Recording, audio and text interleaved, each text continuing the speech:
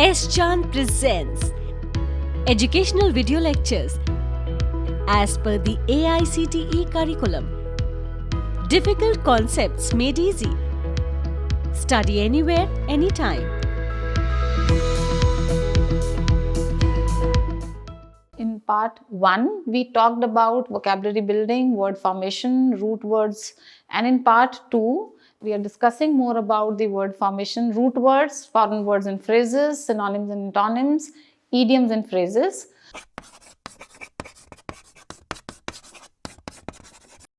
Welcome to S. Chand Academy. I am Dr. Vidushi Bhardwaj. To know more about the subject, word formation and vocabulary building, you may refer to this book by Cars Publications. The link has been given below. So I'm going to explain about root words from foreign languages. Here are some more examples of roots, their meanings and other words that are formed by adding prefixes or suffixes to these language building blocks. Now what are prefixes and suffixes? That I'll explain in the next slide. So for example, we have different words like amble, which means to walk or to move. And we may have words like ambulant, ambulate from the same. Auto could be changed to autocrat or automatic. Bene means good, which means where the words could be benefactor, benevolent. Cardio means heart, and the associated word could be cardiovascular, cardiology. Similarly, seed means to go, to yield, intercede, recede, precede, and so on. Counter means against. So we have counteract, counterpoint. We have counter argument. We have dem, which means people. The words can be democracy, democrat, demographic. We have derm, which means skin. So we have dermatologist, we have dermatology, we have epidermis. Equi means equal. So we could have equity, equilateral, equidistant, equivocal. Similarly, hypno means to sleep. We have hypnosis, we have hypnotic, and so on. So there are plenty of root words from foreign languages where we can make new words and which are a part of our English vocabulary now. And the examples are innumerable. So we have intra, ject, mal, magni, multi, omni, poly, script, sect, viz, vid, and so on. And the examples we have already given. So for example, intravenous, inject, malice, magnify, multilingual, omnivore, polytheist, postscript, section, and evident. And this is how, if we understand these root words from foreign languages, we would understand the words which we use in English language, and that is how we can improve our vocabulary automatically, which will come by way of practice and usage. So we need to be knowing about the prefixes and suffixes in order to understand the word formation. Now, what is a prefix? Prefix is the process of forming a new word from an existing word, often by adding a syllable or letter in the beginning. So, a letter added in the beginning is called a prefix. Acquaintance with prefixes in English to form derivatives is important to understand the word formation. So, for example, we have a word like other. When we add alter, it becomes alternate. We have a word like amphi. When we add amphi to bien, it becomes amphibian. We have anthrop, which means human or man, and the word can be anthropology, and the examples are endless. So, cogn means to know, and the word can be cognitive. Cred means belief, credibility. Demo means people, democracy. And the prefix added to certain parts of the words will make a new word altogether. That is how acquaintance with prefix from foreign languages is important so as to understand the word formation again. What are suffixes? So suffix such as ness or un. For example, happiness, unhappy derive from the root word happy. So any words which are added to the last part of the word, because of which a new word is formed, is known as a suffix. So there are certain examples how we can change a new word altogether, how we can make a new word together by adding a suffix to the main root word, and then how adjective can be converted to noun, how adjective can be converted to a verb, and adjective to adjective, adjective to adverb. So we can make new words from different parts of speech to new parts of speech, the words which belong to different new parts of speech altogether by adding suffixes. So we have different examples here which you all can see. For example, from verb to adjective, if we are using able, it becomes portable and it becomes an adjective. So what is a synonym? Synonym is which means similar, the words which have similar meaning.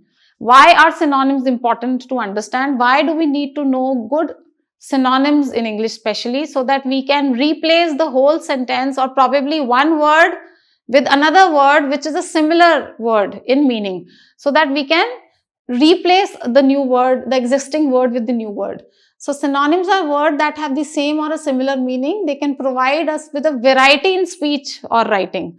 And there are endless examples which makes us easier for us, to use synonyms in the language so that we can improve our language. For example, amazing can be replaced with stunning. Benefit can be replaced with profit. Injured can be called as wounded. Similarly, partner can be a colleague. Polite can be cordial. Under can be beneath. And there are plenty of other examples which we can use as synonyms. So what is the importance of synonyms? Synonyms helps us to show to the world that we know the language and we can use different words so as to improve, to use our vocabulary. Then we have antonyms. Antonym is the opposite of a given word. So antonyms show contrast between two things or give clues to exactly what is meant. There are certain examples. So to achieve, the opposite will be to fail. To win, the opposite will be to lose. To decrease, the antonym will be to increase. Something which is marvelous, the opposite can be something which is terrible. And liquid, the opposite is solid. And there are plenty of other examples, which you can use as antonyms. And if you know antonyms, of course, you can know the importance of certain words which can be used as the opposite meanings to given certain words. So idioms and phrases also play a very important role in vocabulary building. There are certain, words which mean much more than they actually look like. They are idioms. So we can use a phrase or an idiom to convey a meaning which cannot be conveyed through the usage of a single word. So for example, if we say a bitter pill, it can be a situation or information that is unpleasant and must be accepted. So we often say, oh, it's a bitter pill for me. So that means it's not that easily acceptable for me. Then we have, we can say we call it a day. That means I would retire now, I'll go. I think it's the end of day for me. I cannot work anymore. If I say he's a couch potato, that means he's a lazy person. So there are certain idioms which actually add value to what you say if they are used very effectively and wisely. One very important idiom which we use is grass is always greener on the other side. It's a phrase which implies that a person is never happy and satisfied with the current situation he is in. So he always looks at the other side and tries to think that others are leading a better life. So these idioms and phrases, if used wisely, can of course help us in building our vocabulary in a better way. So common English idioms and phrases, the best of both worlds. If I say that you have the best of both worlds, that means that you have everything to enjoy in this world. So you have all the opportunities to enjoy. When I say speak of the devil and the devil is here, so you are trying to talk to the person that you are a devil, and of course you are talking about the person you are talking about turns up at the moment. See eye to eye, agreeing with somebody. Once in a blue moon, something which happens hardly, once in a blue moon, something which is rare, or an event that happens very infrequently. When we say when pigs fly, now this is a very important idiom, something that will never happen. So if I say, oh, this is something which will happen when pigs fly. So pigs don't fly, and this is never going to happen in life. A piece of cake, something which is very easy, and so on. So examples are innumerable, but these are the examples which we definitely hear and people using, and we also use in our day-to-day life. Then common English idioms and phrases continued. So we have plenty of examples here which you can see, and you can refer to the books by Kaz Publications where you can get these examples so that you can understand it better. Now we'll talk about a phrase. What does a phrase mean? Phrase means a small group of words standing together as a conceptual unit. So group of words together as a unit which convey a meaning of its own is a phrase. So blowing off, blowing up, call off, find out. If I find out something, that means I discover something new. So I can use it in a sentence that I found out that the students were not paying attention. So I discovered that they were not paying attention. I can easily make out that there is something wrong in the room. So that means I can easily understand. Similarly, if you use up the resources, you exhaust the resources completely. And if I give away something, that means I give something to someone else for using or for free without any cost. And calling off is cancelling. I call off an appointment, I cancel an appointment. So these are the phrases which can be used for certain words which are commonly used so that we can improve our usage of the language. And similarly, taking down means making a written note. So we tell our students to take down whatever we are discussing in classes, which means writing down and noting down. So in this part, the key takeaways for part A and B were the vocabulary building in English. We talked about the word formation. We discussed foreign words and phrases.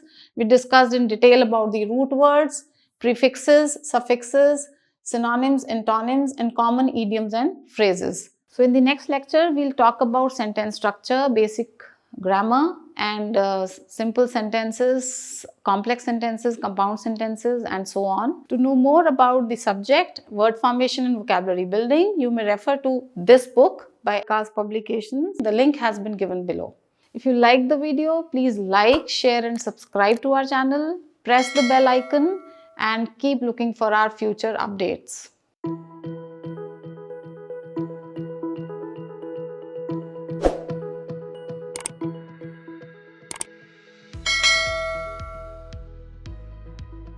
All rights reserved. This video has been prepared for educational purposes only. No part of it may be reproduced or copied without the permission of the copyright holder.